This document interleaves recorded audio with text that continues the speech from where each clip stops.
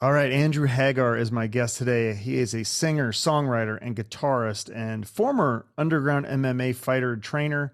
He's now focused mostly on his music. He has a new single out called Systematic Minds, and more is going to be released along with some live shows lined up. So, this was a really fun chat. I previously met his brother Aaron, and he was a really cool dude and had great stories. And Andrew was the same, just a cool dude and easy to chat with. You guys are going to love this. Stick around.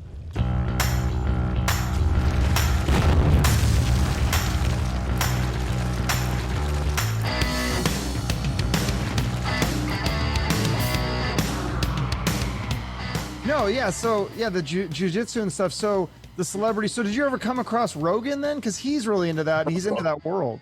Yeah, okay, so back in the day especially, there was definitely like a ganged up squad mentality to Brazilian Jiu-Jitsu, especially because like the sport really didn't start exploding until like the mid to late 2000s, like after the Ultimate Fighter had already done that and like kind of started to gain some popularity on Spike TV and stuff. And then obviously now, the UFC is like a staple on ESPN, but it wasn't always like that. And when I was coming up in the sport, there was a like very tribal mentality to all the different gyms and all the different jujitsu schools. A lot of the jujitsu guys who came over from Brazil brought with them like a kind of weird beef.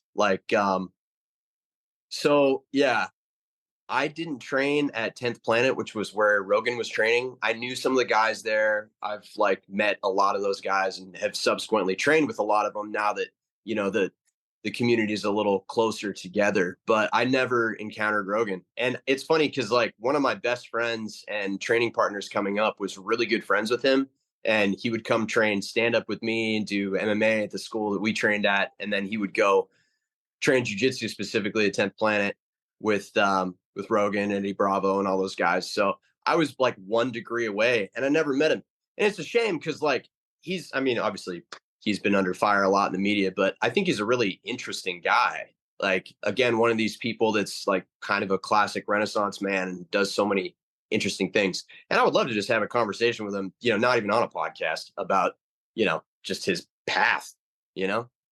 Oh It's yeah, I interesting. find it fascinating. I love his podcast. I mean, I don't listen to every episode, but some of them. I mean, because he has such interesting guests.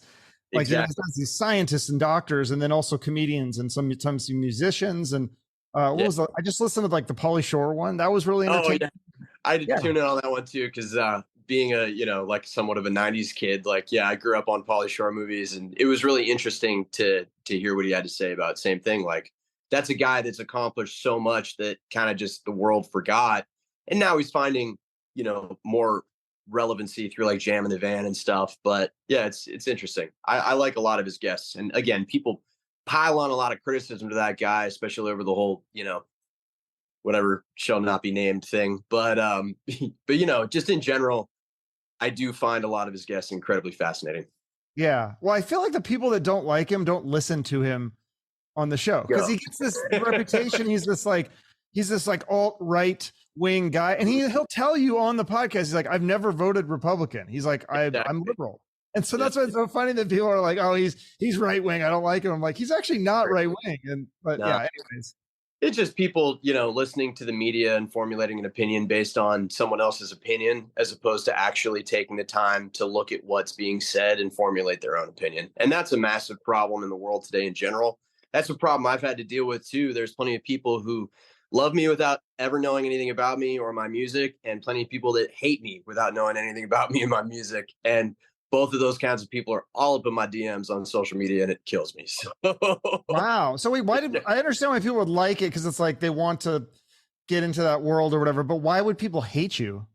Oh, because of the whole Van Halen feud. I mean, I have people who are massive Dave Lee Roth fans or people who think that, my father ruined Van Halen that just direct all that ire towards me. Like I've blocked a lot of those people now, so it's not as bad as it used to be, but for a long time I would get crazy messages every day, many messages every day, usually going into my, whatever that other folder is in Instagram for people you don't follow or people that don't follow you. But yeah, it's just it blows my mind that people have that kind of time and want to spend that kind of emotional energy just trying to completely eviscerate a stranger who may or may not ever see what they're saying. It just blows my mind. Yeah, no, I can't imagine. I mean, I get a little bit of trolling here and there. Most people just Yeah. don't give a shit what I do. But Yeah. so I can't Right. imagine to be in your shoes, and you can't help who your family is. So it's like, Exactly. that's what I don't understand. Why would they blame you? I mean, that has nothing to do with you. That's really Nothing strange. to do with me, but that's what I'm saying. People in general, I just don't know that a lot of these folks who interact on social media have much better to do with their time, and they spend it being overwhelmingly negative. And it's unfortunate. It's like I people get mad at stuff like that. Like my friend Trev Lukather deals with a little bit of that too. Like there's people that hate on him for, reasons unbeknownst to him that have nothing to do with him. And, it's like one of these things where you can waste your own emotional energy getting mad at those people, but it's like, I just feel sorry for them. It's like, again, like I hope you get a hobby or something that like makes you happy so you don't have to do this. Yeah. Do you ever respond to them, or you just block and ignore? No, I just usually block and ignore. I mean, unless somebody takes the time to put together an actually well thought out, like constructive form of criticism. Like I see that a little bit on my YouTube. Like I get, I don't post much. I only post really videos and lyric videos and stuff. But there's always someone in the comment section that has like something really stupid to say. But then there's the people who have something negative to say, but it's like well thought out and constructive. And I'm like, okay, well, those are the kinds of people I will respond to. Because again, your haters are just secretly your biggest fans, right? They're people that are watching your every move and they're one interaction away from actually becoming a fan. So, Right? Yeah. There's a thin line between love and hate. There's the yes, opposite of love and hate is not, it's not love and hate. It's like love and hate's a thin line. The opposite of both is apathy, like where you just don't yes, care. And exactly. so People miss that's out right. on that. And there's a lot of that. A lot of people don't give a flying, F about me, which is fine. I like that too. So that's an opportunity to maybe do something to make them start caring. You know what I mean? It's an easier battle than taking someone who really hates you sometimes. Because again, it's all misconstrued. I'd Yeah, rather work from zero than negative numbers. absolutely. No, yeah, I watched some of the stuff on YouTube. Yeah, you only had like 4 videos or something though. I don't think you have do you have a video yet for the new single? Was it Systematic minds. I Systematic have Minds?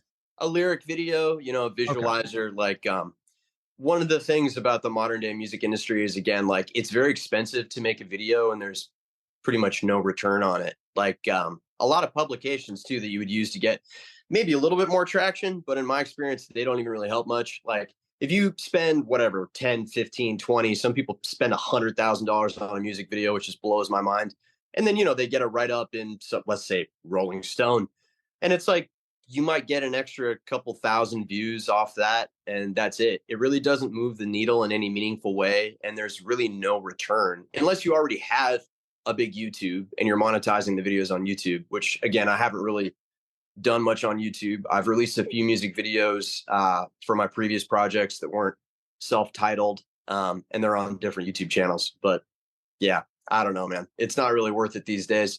The next release will have a proper music video just because it's something a bit more substantial, but I'm not going to blow a ton of money on that for, like I said, zero return.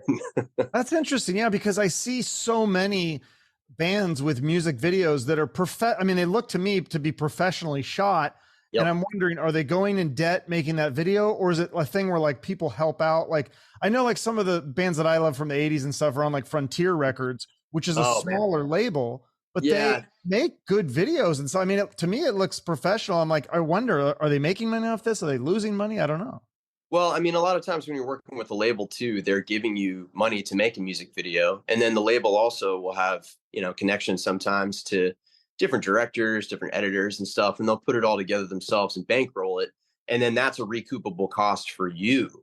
So when you go on tour and you're making money, they're basically garnishing your wages that you would make on tour because you have a recoupable cost.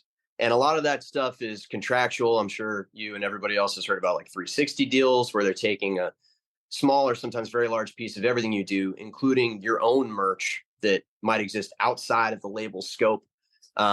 And there's a lot of stuff right now in the industry that is just incredibly predatory. That's why I haven't signed a deal yet. I've had a bunch of different record deals, especially when I was doing the more folk and Americana project stuff. And I had some like sync deals on deck through labels and other things, but they wanted pretty much all of my publishing and they weren't willing to give me any meaningful traction.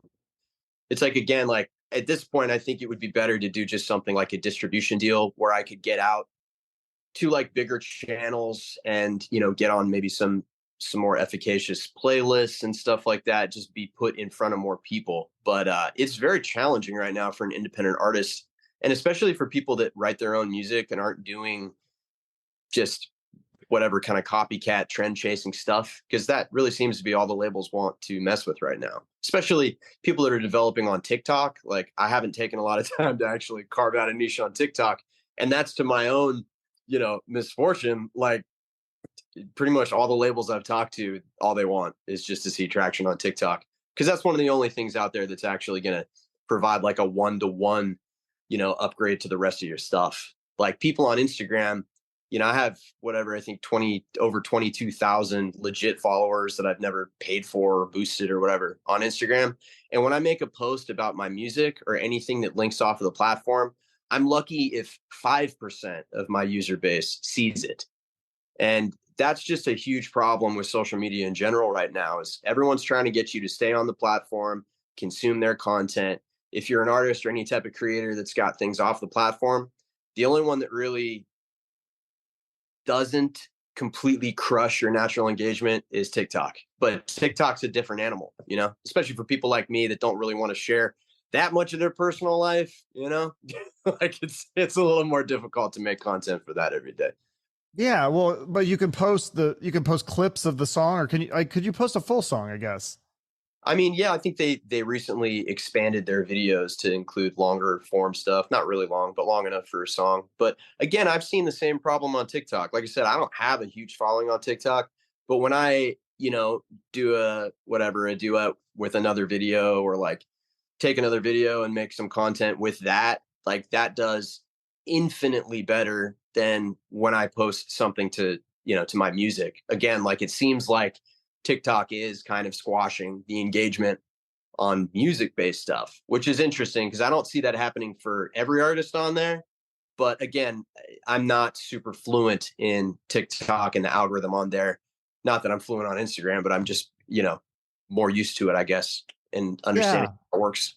I liked Instagram too, and then it seemed, you're right though. It's like the same thing where you post something, and my posts like went down. Like I would post something before it'd get, like Yeah. not a lot for me, but like if I got like 100 likes, that was a lot. And now it's like there's a lot of times I'll post something to get like 20 likes. I'm like, what is going on? And then sometimes Yeah. you post the same thing on TikTok, Instagram, and YouTube. Like, I'll post a clip of my podcast, and Mhm. sometimes it'll blow up on YouTube, and sometimes TikTok. Rarely does it blow up on Instagram though.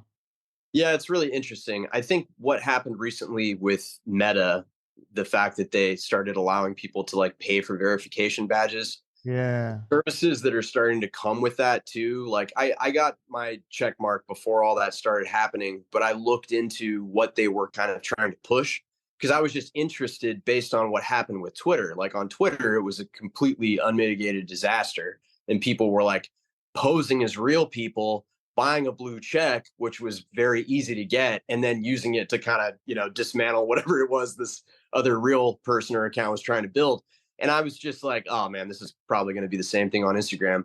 Thankfully, it doesn't seem like that started yet, but I have seen with their business suite of the accounts you can purchase the blue check for. They offer like expanded engagement and support team response and all this Hmm. stuff.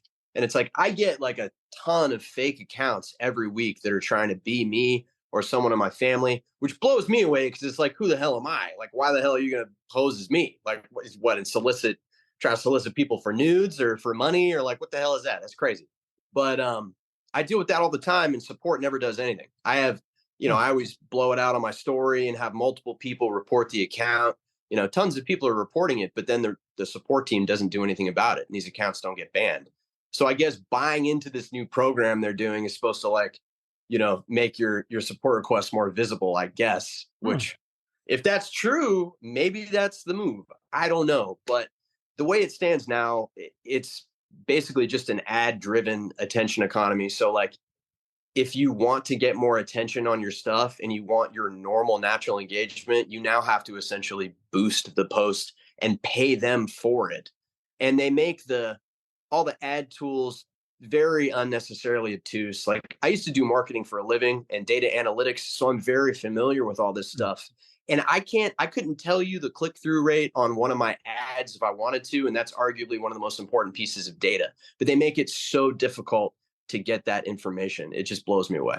Like how many people are actually clicking on the link with the ad? Yep. Like if you do an ad for a song, hey, Yep. download this new single, you can't tell how many people actually click the link to download the song. It's more difficult to get that information than it needs to be. Like, I would have to go into Facebook and go through several layers of, analytics, several different pages. It's like, that should be the thing they're displaying right at the front at the top, because that's the most important thing, is the conversion, right? Like when you're talking about any kind of sales funnel. So again, we're getting into like the nitty gritty of whatever. I find it fascinating though, because I deal with the same thing with the podcast. It's like, I'm trying to promote a podcast and stand out. Every Harry, Dick, and Jane has a freaking podcast. So it's like, how do you stand out? And so, I don't even really do that stuff anymore. I used to, when I first started though, I would boost posts on more on Facebook, a little bit on Instagram.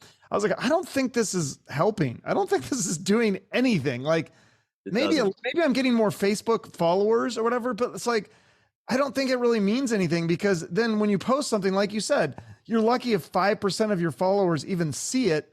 Oh yeah. Let alone like it or comment and interact with it. So I'm like, I'm just going to focus on making content and hopefully people will find it. I don't know. Yeah. And that's pretty much all you can do these days, is just do your best to be authentic and present something that means something to you, and hope other people see it and it moves them. That's, I don't know. I mean, you see a lot of up and coming artists that are with labels or have development deals too, that have like, excessively large followings. But then you look at their actual numbers and it's like, if you have 50,000 followers and you're making a post and it's getting like 4 comments, like it's pretty easy to see what's happening there. Yeah, there's so much like smoke and mirror action going on in the music industry and in the greater entertainment industry right now. It's very difficult for someone that's not literate like that to see what's real and what's not. But again, that's probably just an extension of how it's always been, whether we're talking about like, pay to play, like clear channel stuff, or, even like the history of like buy-on tours, and how a lot of bands that are being pushed by labels, you basically just have to fake it till you make it. And they're spending an excessive amount of money making these guys look a lot more popular than they actually are. And that stuff still goes on very clearly all the time. So it's a battle for attention. And like, people that look cooler are clearly going to get more attention, I guess, especially the way that our social media algorithms kind of, the behavior is just predicated on people that generate more attention, I guess. Yeah. So. Well, I do think some of that stuff can help get you noticed, but I feel like it doesn't have a lot of staying power. Like if you buy onto a tour, it's like, okay, everyone knows your name for that tour, but unless you do that every tour, which I think is kind of expensive, like eventually people forget about you if you didn't make an impression, which if you're buying on, it seems to me a lot of those bands, they weren't good enough to get the spot. They're not that great. They don't have the staying power. Right. Exactly. And you see that a lot with what's happening with TikTok based music and stuff too. Like there's plenty of artists who broke via TikTok that have 1 or 2 big singles because it was popular on TikTok. And then the rest of their catalog is just, DOA. So it's interesting. For an independent artist, it's difficult to know kind of what to focus on. And I think really the only answer is just to authentically be yourself, present yourself the way that you are, make music that's meaningful to you. And if other people, invest their time and emotional energy into checking it out, that's great. If not, well, at least you did something that matters to you, because that's really all that counts, Yeah.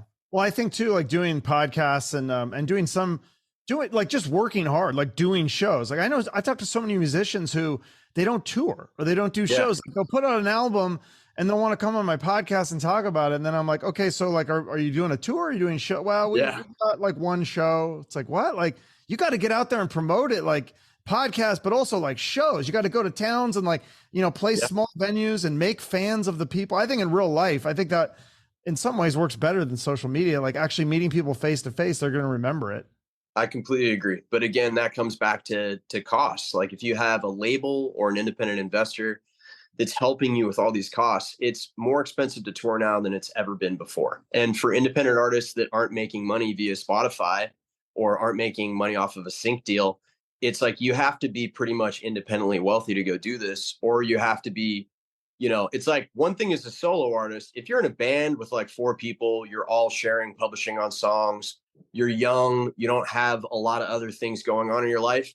Yeah, everybody can, cram in the station wagon and go out and just hit the road and live on, ramen and, dollar store vegetables. You know what I mean? Like, it's like that stuff works, Yeah. certainly. And I do think that there's something to be said for going out and promoting the music the old fashioned way and just hitting the road, pounding the streets. Like, that's great. I love that.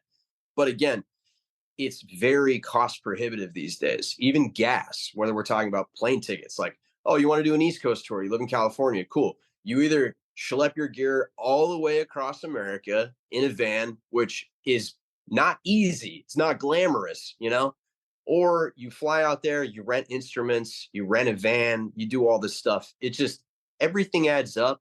And without a label providing tour support, it can be really, really difficult for some of these smaller bands to do any meaningful tours outside of like their immediate area.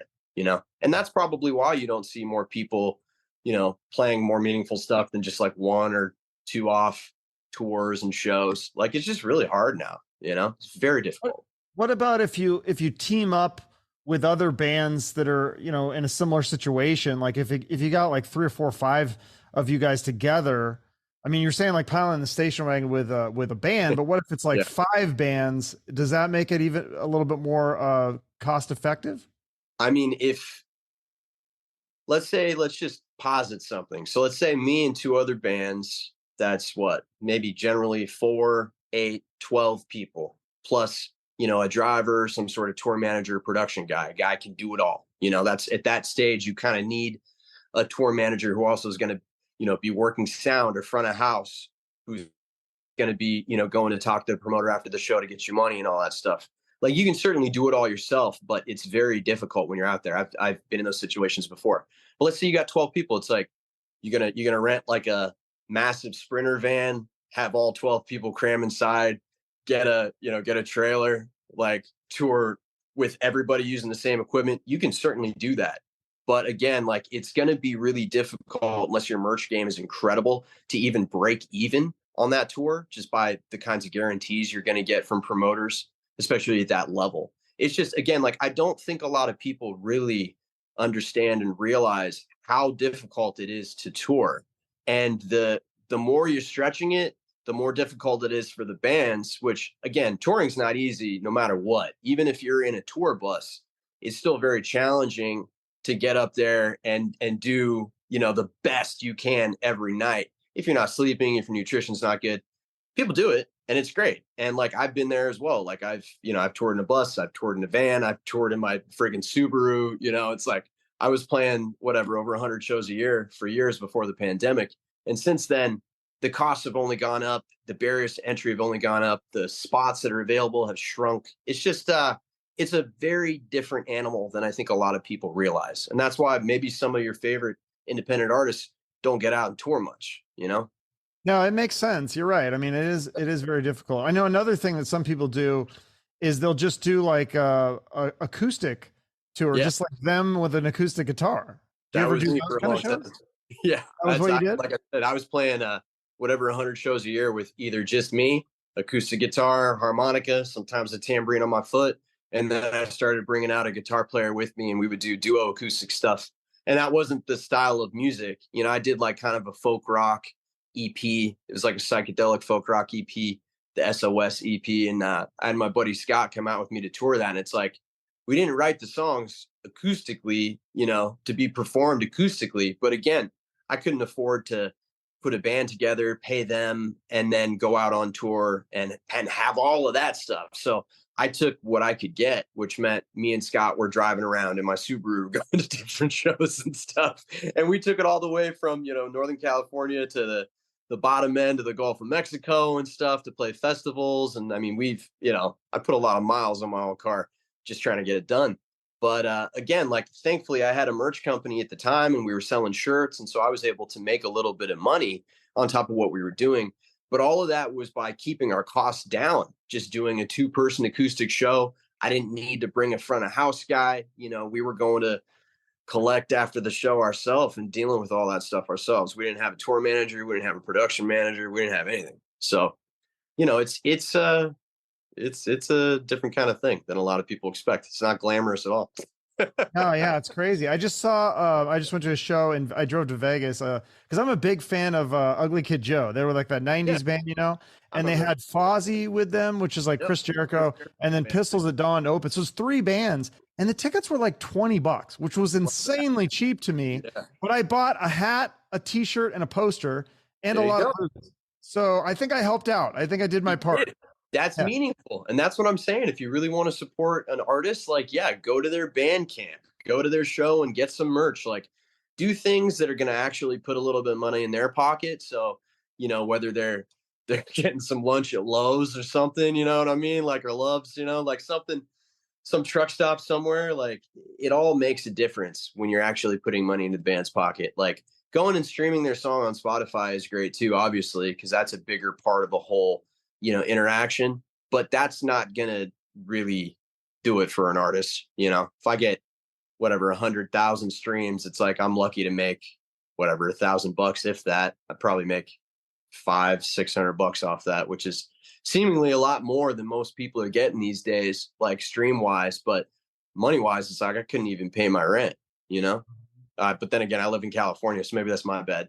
Yeah, that's the freaking most expensive place in the world, maybe New York, London, I don't know. But yeah, it Yeah, seems like bands have to get more creative these days. I mean, it's not like back in the 80s and 90s, it was like you put out an album, you tour, you sell some t-shirts, and it was just every band did that. Now you're yeah, seeing like bands coming out with like coffee and hot sauce and like meet yeah, and greets and like doing TV shows and like all this crazy stuff because you kind of have to. And some also musicians are just they're in like 30 bands. That's another thing yeah, that you got. Okay, yeah, well, I can't. This one band ain't going to pay the bills, so I got to be in all these other projects and cover bands and tribute bands and side projects and guest yep. appearances. Yeah, Yeah, it's challenging, but like at the end of the day, the thing that should be the most important when we're talking about music is the music. And this has been something that's stuck with me for a long time, even in the days of MTV. It's like the music was important, but they were starting to make people into like larger than life personalities. And those are the kinds of people that get pushed by labels and pushed by what are now like the legacy media organizations and whatnot. And again, like everything you're talking about is cool. Like that's great if people have, different outside the box merch and people have TV shows. That's really interesting. But at the end of the day, they're musicians. Shouldn't they just get out and play the music? You know? And yeah, I it's think just we so kind of competitive. lost that. Yeah, it's so It's so competitive. like how do you because it used to be the record labels not everybody could have an album and stuff so the record labels got to pick and choose well we think this guy's the best so we're giving him a deal and all and now Yeah. I think the advantage is that anybody can get a deal which in a way is good because there's a lot of artists that are really talented I that would maybe disagree wouldn't with have you. what's It's that. harder. Yeah, I said I would disagree with you. It's harder to get a deal than ever. And a lot of times the people who are Well, getting deals. anybody can no, not sorry, not get a deal, No. but anybody can put out music, Oh, right? sure. Anybody can Yeah, just yeah, upload to Spotify. And so if it's really good, maybe it takes off. Whereas before you pretty much had to have a record label to yeah, get noticed. Yeah. definitely. And now it's again, I think you still kind of have to have some sort of advantage, whether it's a label or being massively independently wealthy and being able to put a ton of money behind internet marketing to get noticed. Like people think that a lot of these people that are blowing up on social media that it's happening by accident, but it's not. It's very strategic. And again, there's a lot of smoke and mirrors that goes into it. They're boosting, they're using third party software. Some of them are like Blackhatting to make it look like they have more engagement, more followers than they actually do. Like this stuff, What's black hatting?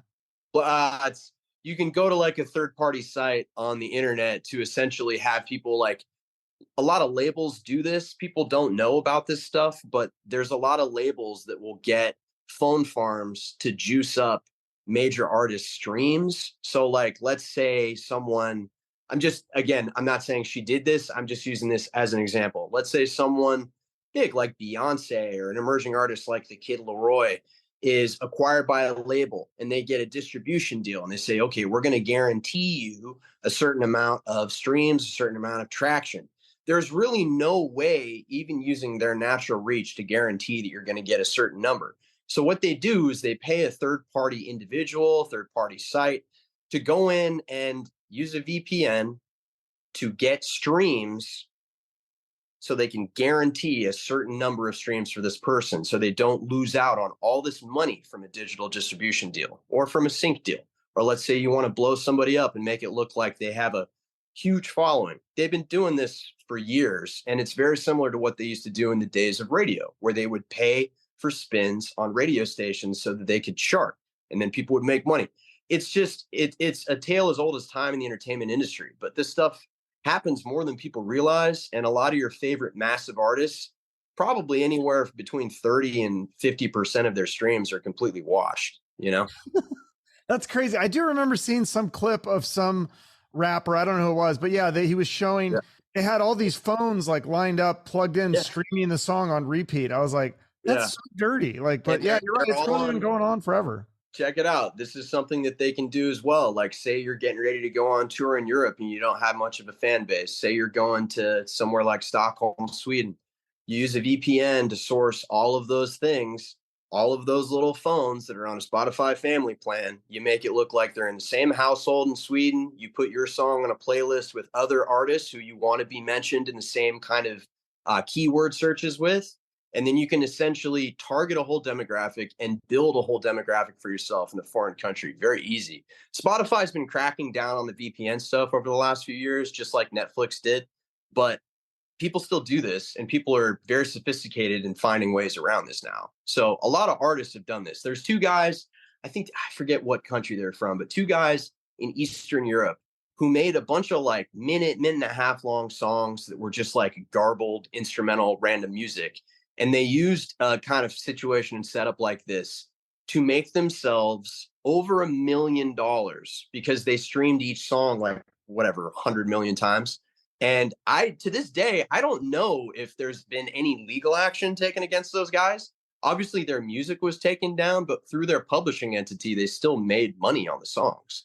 You can't do that kind of thing anymore. This was maybe 8 or 9 years ago when this happened. But again, the amount of manipulation going on behind the scenes with streaming services just Wow. blows my mind. And I don't think most people are even aware that that's happening. No, I think it happens in the podcast world too. Cause I swear there's some podcasts where I'm like, I look and I'm like, okay, we had the same guest on. Your episode got like, 50,000 views and mine got like 500. And I'm like, and this is not, the host is not a famous person or anything. It's like, it's very suspicious. So Like, yeah, how it does makes me that wonder. Yeah, well, it's like I said, it's fairly easy. The hardest thing to do, one of the hardest things historically, is to fake it on YouTube. YouTube's algorithm for detecting those things is much more sophisticated than some of the other ones. They're starting to catch up, but where there's a will, there's a way, and people are always going to find a way to game the system. That's just how it is. Whether you're talking about steroid use in professional sports or watching streams on Spotify, like this stuff happens, and that's how people get over. It's unfortunate, but that's the truth. So do you feel like you just have to, it makes you rise to the occasion and makes you create better music that you feel like stands out? Sure. I mean, like at the end of the day, for me, the music has to be the thing because you can pay all this extra money to, get more attention heaped onto you. But if the product itself isn't good, people aren't going to stick around. People aren't going to care. You're going to get more negative attention. So, yeah, I mean, like I've been on a journey to be a better musician and a better songwriter since I started, and I really started playing music and writing songs in like 2012. I had played music before that and I had written stuff before that, but I started taking it much more serious in 2012. And 2016 was the year when I really like started touring and started putting together stuff to form like a body of work. And ever since then, I've started releasing, not really consistently, but I started releasing music. And I've only in the last few years started releasing music more consistently and under my own name, because I think finally, after all those years of working and developing myself as a songwriter, I'm comfortable now releasing this stuff under my own name and having it be, a measure of who I am as an artist, really. What was it called before? What was the name you had released under A before? bunch of different projects. There's I've released I think like 4 EPs under different names. One of them, the last one before I started doing this stuff with Trev, was SOS. I had a project in between that never came out because it was supposed to come out right around the time when that new COVID expansion dropped. You feel me? So we didn't Okay. get to tour it. I had a South by Southwest spot. I had a limited Western European tour with like a single debut show in London. I had all this stuff. That was more of like an indie rock project, but Okay. sadly, I don't think I'll ever release most of those songs because they're not really congruent with what I'm doing right now. Maybe somewhere down the line, I'll release like a demos collection or something of that because Oh, I had like a pretty much a whole record almost done. But yeah, I got tied up with a label that wasn't really the right move. And yeah, it just didn't work out. So, but this stuff happens a lot. I think if you talk to any artist that's been around for a while, they probably have a really large body of work that most people will never hear that maybe they intended for people to hear at one time. So, yeah, no, but I it's just had Kenny Olson. He's a Kid Rock's guitarist on, yeah. and I had the singer. I don't know if you remember, there was an Aerosmith tribute band called Aeromyth, and the singer Chris Van Dahl. He looks just like Steven Tyler, but Oh he wow. did an album with Kenny Olson. Kenny Olson left Kid Rock to do this album. It's called Pack of Wolves, and Chris Wow. was telling me it's like amazing. And I was asking Kenny about it, and he's like, "Yeah, it's not out. Like you can't hear it." I'm like, "I want to hear it. It sounds like it would be really cool." So, but yeah, Yeah, you're it's a right. bummer, There's a lot man. of stories like that. I had 2 songs that were up for sync that were both part of like the kind of indie folk, indie rock project. And again, COVID just kind of smashed all of my hopes for doing that. But those are to this day 2 of the most requested songs that I get from people when like, managers are hitting me up or people hear the stuff through the grapevine and they're like, "Hey, whatever happened to this song? Did you ever record it?" And I'm like, "Yeah, I did." But I mean, I don't know how people would react to me releasing like an acoustic folk ballad that's like more like something you'd hear from Phoebe Bridgers than like what I'm doing right now. You know what I mean? It's like there's not really any kind of overlap musically. But who knows, man? If people are really interested in hearing some of that stuff, and you've built like a really big fan base that's diverse, I don't really see the harm in releasing those kinds of things. It's just like Yeah. it comes down again, like if you're working with a label, it might be a little more difficult because they want everything kind of to toe a certain line. Whereas as an independent artist, you can pretty much do whatever you want. But if you're an independent artist trying to get with a label or some other type of situation where they'll really juice you up, then you kind of have to play that game a little bit and keep everything kind of between the lines. Yeah, So no, I think, yeah, I just speak as a fan. I would say I like when artists do different stuff. Like, I know might not be the most popular, but Guns N' Roses, the Use Your Illusions, I love that shit. And they have like acoustic singer songwriter stuff, and then they have like the My World song that was like synth Nine Inch Nails stuff, and they have heavy and ballads. I love the mix. I love the eclectic stuff personally, but I understand what you're saying. yeah. Sometimes management and label says no, it's all got to be the same sound. Yeah. Right. I wish that people would just let artists be artists because no artist wants to be put into a box and make the same record over and over. You talk to 100 different artists, 90 of them are going to be like, "Yeah, I just really don't want to make the same record over and over." You might get 10 if you're lucky that are like, "Yeah, I mean, we made a lot of money on that record. I'll just keep making it over and over. That's fine." Yeah, well, But that's like, usually too. That's usually like the drummer or the bass player, somebody that's just like rhythm guitar guy that's just yeah. kind of letting them do their thing and they're a part of it. But yeah, the person actually creating it, usually they don't want to keep creating the same thing. So No, you're constantly evolving as a artist and as a person. It's like what you like 5 years ago is probably vastly different than what you like now. And especially as you're writing and creating and getting better at what you're doing, it's always going to be changing. So I like that too, though. I like seeing an artist that you kind of have learned what to expect from come out with something that just completely changes your opinion of what they're capable of doing. I love that kind of stuff. Like one of my favorite modern bands for a long time now has been King Gizzard and the Lizard Wizard because every single record they put out is completely different and it's all really good on its own. But it's disappointing for fans that get in on one record and they're like expecting, "Oh, like that was a great thrash metal record," and then the next record is like an electronic weird synthy record, and they're like, "What the hell is this?" Like, it's not what I signed up for, you know? I'll have to check them out. What's it called again? King what? King Gizzard and the Lizard Wizard. Yeah, they're pretty much like a staple in the kind of psych world right now. But they have so many different. I think they have like 15 or 16 studio albums at this point, and every one of them is very different. They all have kind of the same Gizzard feel, you know what I mean? But yeah, they're a great psych rock band out of Australia.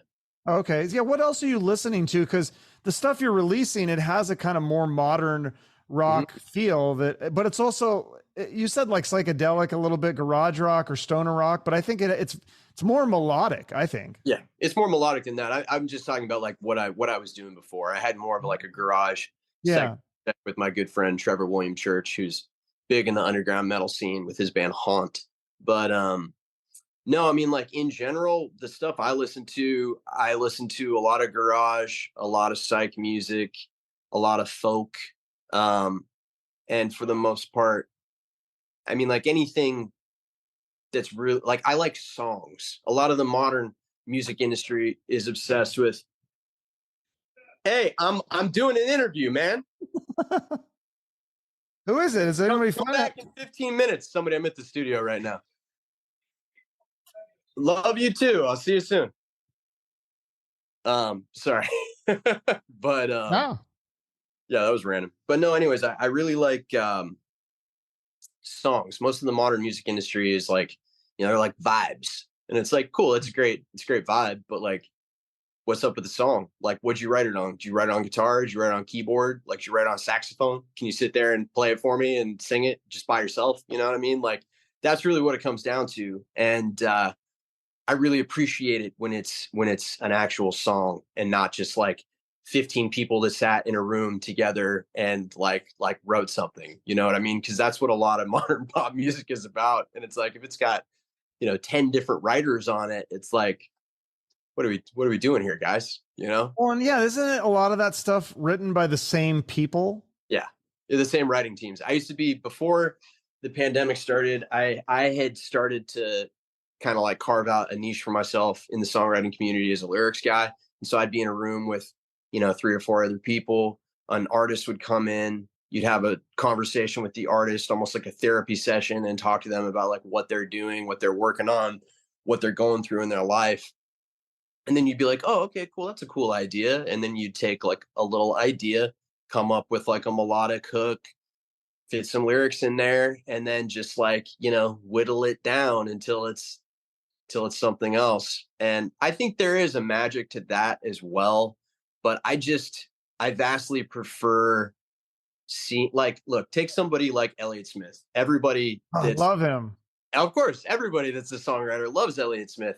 Elliott Smith didn't sit there in a room with 15 people. He sat in a room by himself, probably just sad as shit, and wrote a bunch of beautiful lyrics that you Yeah. relate because they're coming from his heart, you know? Yeah. And I appreciate artists like that more than people that have been put together by like, the whatever, the Hollywood machine or the music industry machine. Like sure, there's value to like really catchy, hooky songs, but like I just appreciate it when it's a human being writing it, not a team.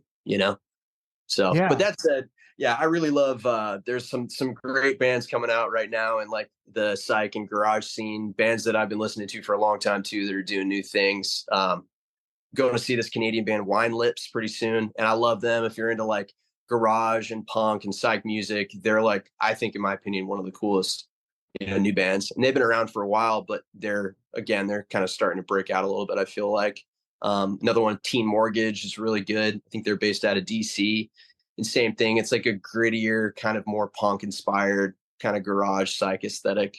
But I'm a huge fan of like the second wave of psychedelic and garage rock that came out of kind of San Francisco. People like Ty Segall and the OCs and some of those bands. And so King Gizzard kind of like continues that tradition out of Australia with their own little spin on it. So I would Would you highly, be a huh? would you be a good fit to tour with any of those bands? Not with my current style of music, no. But like I said, I did have a project, short-lived project with my buddy Trevor that I might continue in a spiritual way with a different side project just for me. in which case I would go out and tour it with bands like that. If I could get on the same tour, that would be a dream come true. But with the current stuff that I'm doing with Trev, like you said, it's a more modern interpretation of some classic sounding rock. And I love it. That stuff is close to my heart as well. Like I listened to a lot of grunge and alternative music growing up in the early 90s and whatnot. And we tried to bring all of those inspirations forth on, this record that we did together. And I'm really proud of the music. I've just been sitting on it for, a few years now, like dealing with different managers that had different plans for things and failed label deals and stuff. And now I'm at the place where it's like, I'm just releasing this stuff. Doesn't matter how it does. I just want to get it out and let people hear it. And the right people will hear it. And eventually something's going to happen.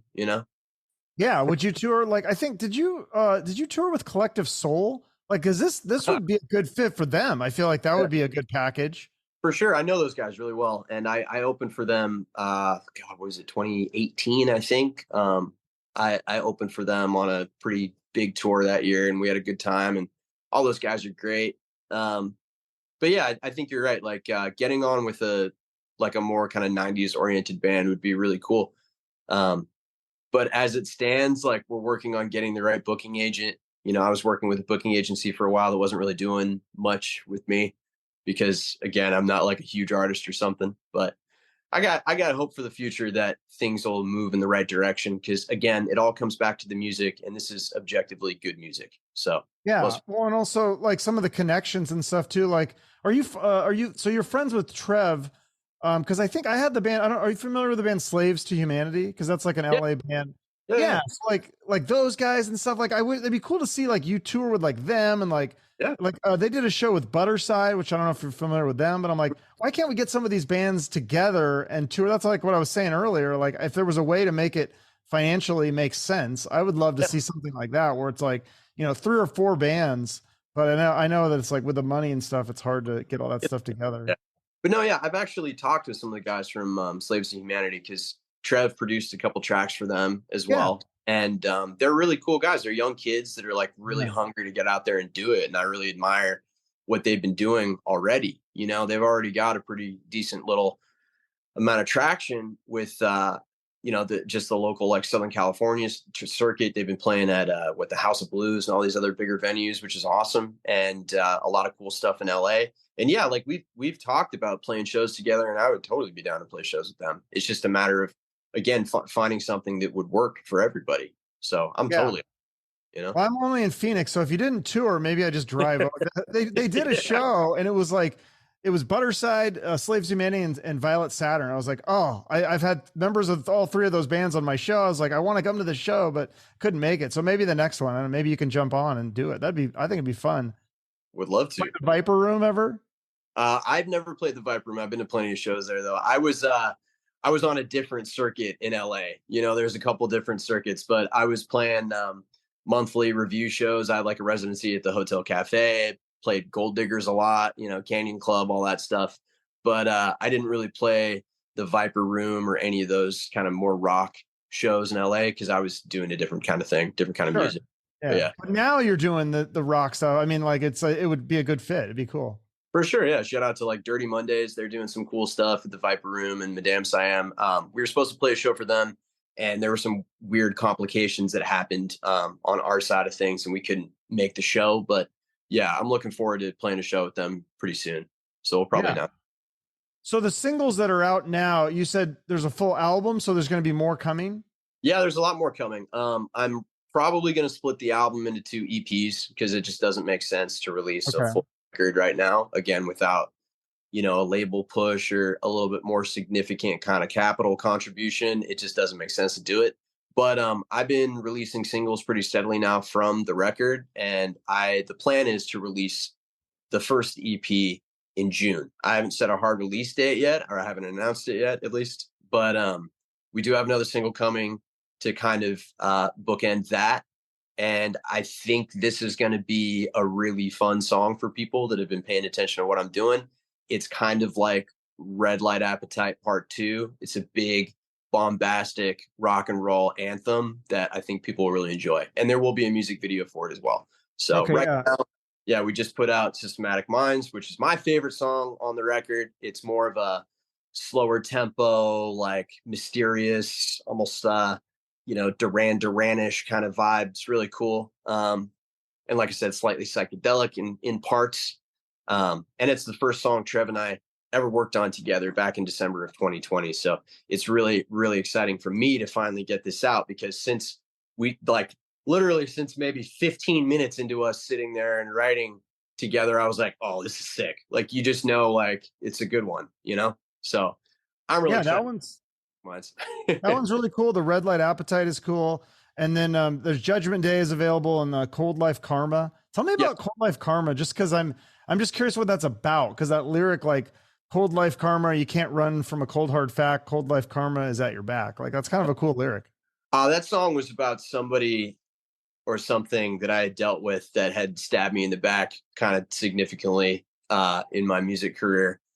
And we wrote that. That actually came out of some sessions where I was writing music for other people with my now guitar player, Joey Ariema, who's a fantastic songwriter and producer as well. Joey produced that song. And like I said, we were part of a team writing for sync stuff, and we were writing some stuff for sync briefs, which are like these little sheets that come out that sync managers get. It's basically like a little like mysterious enigmatic block of stuff. They're like, okay, like there's a TV show that's going to be on Amazon Prime that needs a song, and then it has like vague keywords and themes that they want you to write about. And we were writing some stuff for other artists for sync projects, and out of that, we kind of got an idea for Cold Knife, and then we just kind of took that. We're like, yeah, we're not going to use that for sync. I'm just going to use that for me. And and Joey and I put it together during the pandemic, because we had done a demo for it prior to that starting, and then everything just kind of like went off the rails, and we came back to it later, and the lyrics changed a little bit, because obviously my perspective on that event that I'm writing about had changed after more time had passed, but yeah, just in general, I love that song because it's very applicable to a lot of things in people's lives, just in general. Like, I'm not going to sit here and say exactly what it is, because again, I want people to put whatever meaning they have on the song for themselves and not be colored by my meaning. But when I wrote that song, I was definitely not too happy about someone or something in my life that I felt like I could trust, and that I found out I could not trust. So That's got to be nice as a musician to be able to have that outlet, to be able to kind of like release those emotions in a healthy way. totally, it's therapeutic. I'm all about releasing the negative emotions that are piled on you by the world in a healthy way. Whether like that's how I found martial arts. It was a means to express some of the darker energy I had inside of me in a positive way that was therapeutic and allowed me to, get physically fit and mentally fit and all these things. But songwriting is just like that as well. It's an outlet for people that not only can be like a positive force in the universe, but can provide connection as well, which I think is ultimately one of the best things you can do as a human being, is just connect with other people. Yeah, I think it's cool just as a fan to listen to songs like that and just be able to connect with the song emotionally. God, it's funny actually. The Mammoth song, that song "Distance" is like, I mean, it almost makes me cry when I hear that song. It's so powerful. I'm like, wow, this song is really good. Yeah, it's a beautiful song, and I mean, like, Wolfie's a great songwriter and a great artist as well. Yeah, that's really cool. Are you we were talking about TV shows. Are you're going to be on some TV show, Family Legacy? Is that, or is that out? Yeah, it came out last week. It's on Paramount Plus. It's streaming.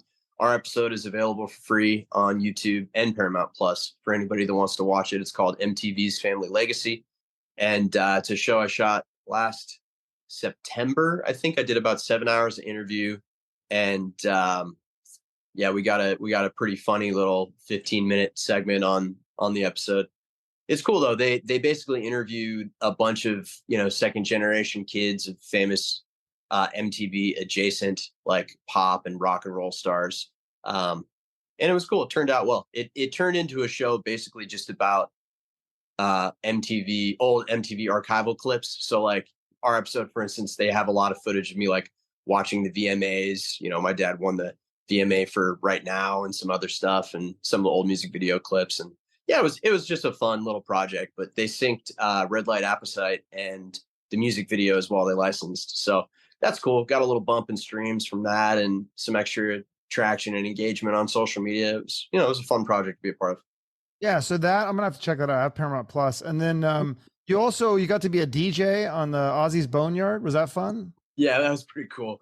My buddy Tommy London hit me up and asked me if I wanted to be a guest DJ. And I'm a huge old school metal fan. And like growing up, I was a huge metalhead. So it was cool to put together just a few tracks. I put together some like probably more typical stuff that people would hear, and then a couple deeper cuts that I thought were kind of funny stuff from like this silly, 80s hair metal band, Grim Reaper, and some other Oh stuff. yeah, I had that guy Yeah. on my show. Oh yeah, no way. Yeah, I love yeah. that. He actually, it's sad. He passed away recently, Oh, but man. That's a yeah, bummer. Yeah, I just yeah. remember. I got into him and I was like, this stuff's actually like pretty cool. Like it's melodic and because they made fun of it on Beavis and Butthead, but if you do a deep dive, it's actually pretty good music. It's actually pretty good music as far as metal goes. That era of metal, and yeah, I just remember like growing up, I was friends with a lot of like skaters and pro skaters and shit, and we would sit around and like get stoned and watch skate videos. And I just remember seeing like CKY, which at the time was a pretty big one for us. And in one of them, there's a really funny clip of like Don Vito. I think he was rolling around on like a mower or something, and they're playing "See You in Hell" by Grim Reaper, and it was just like one of the funniest things I've ever seen in my life. So that song and that band really stuck out to me, and so I put it in on the Aussies Boneyard playlist. That's awesome. Yeah, it was entertaining. That's very cool. And then you've done the Rock Legends cruise in the past, and then you're scheduled for some in 2024 also, right? Yeah, I did it acoustically just by myself. I had my brother come up and sing some stuff with me too back in 2018. And in February of next year, I'll be doing it again with my full band playing the newer stuff. So it's going to be a tremendously different experience for the people of the cruise. And I'm really excited to do it because it was a lot of fun the first time too. Yeah, and that's like a good thing. That's like it's profitable, right? They pay you to come on, and they pay for you to stay and everything. And oh yeah, that's really cool. Do you have any other shows lined up right now? Right now we have a couple dates over the summer that I'll be announcing soon, and we're looking at doing something more substantial in the fall. Which again, I haven't announced any of that stuff yet, but there will be more dates coming. It's just like I said before, a matter of finding the right thing. Which I think we have found. So I'm really looking forward to getting out there again and touring with the band instead of just me and a guitar player just being my harmonica and guitar. So how many people will you be doing like rhythm and guitar then? Yeah, on some songs. The shows that we've played so far with the band, I'm just singing. My guitar player Joey Ariema is holding it down. Got Greg Cash on bass. He's just an incredible musician. And then our boy Devin Lebsack, the Sack, on drums. And he's a old school metal guy that's just a powerhouse behind the kit. So, between the four of us, we got a lot of energy up there on stage. And moving forward, I'm probably going to be playing a little rhythm guitar on some of the songs as well. But as it stands now, it's a really fun show up there. We've gotten nothing but great feedback from all the shows that we played. So okay, cool. Yeah, well, I'm enjoying the music that I've heard so far. So I look forward to hearing new music and hopefully being able to somehow catch a show, even if it means I got to drive somewhere. So. We'll be back in Phoenix. Don't worry. Okay, cool. Yeah. And then I always end promoting a charity. I know you're a big advocate of mental health. So I don't know if there's a mental health charity you want to shout out here or something else.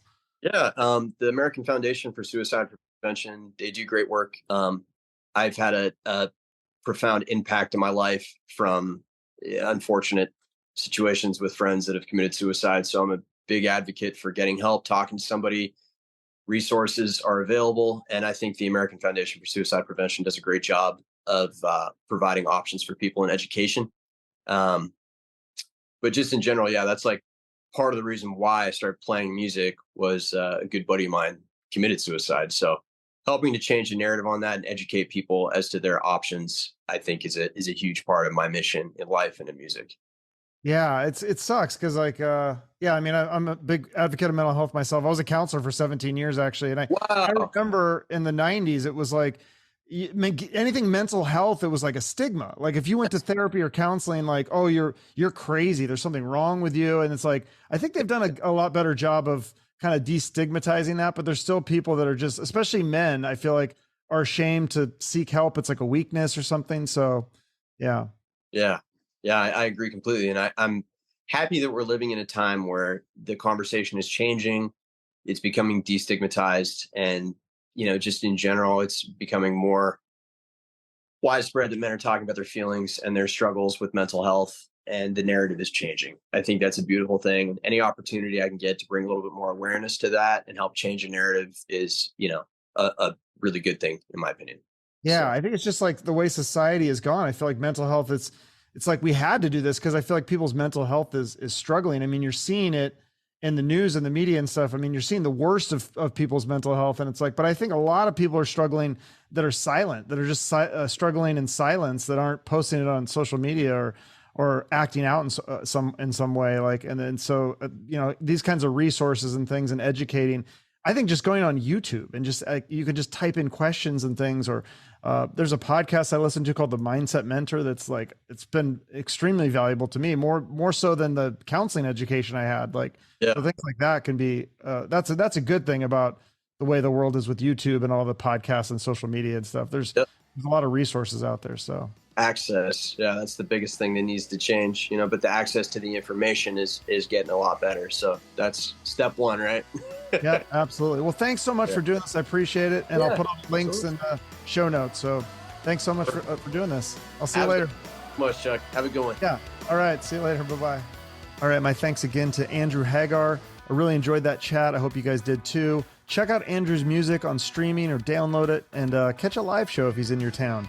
And of course, follow him on social media, like, comment, share, all that stuff. You guys know the drill. And you can do the same to support the podcast. And also make sure you're subscribed to the show on YouTube specifically, because I'm going to be posting a lot of YouTube exclusive content on there. It's going to be short videos about interesting topics. It's going to be somewhat related to things I discussed with my guests on the podcast. So I think you'll enjoy that. I appreciate all your support. Have a great rest of your day and shoot for the moon.